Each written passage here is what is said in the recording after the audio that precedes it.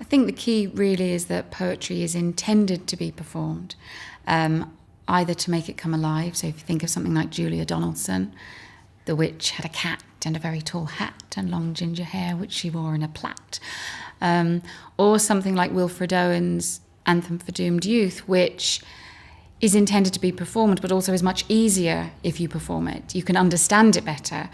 What passing bells for those who die as cattle, only the monstrous anger of the guns. When you say it, it's easier than when you read it.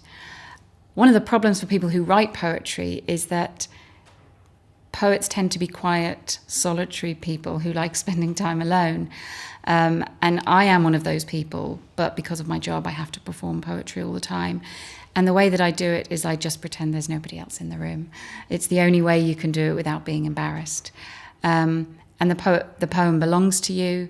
And so I would just encourage people to own the space and imagine that the space belongs to you and that there's nobody else there.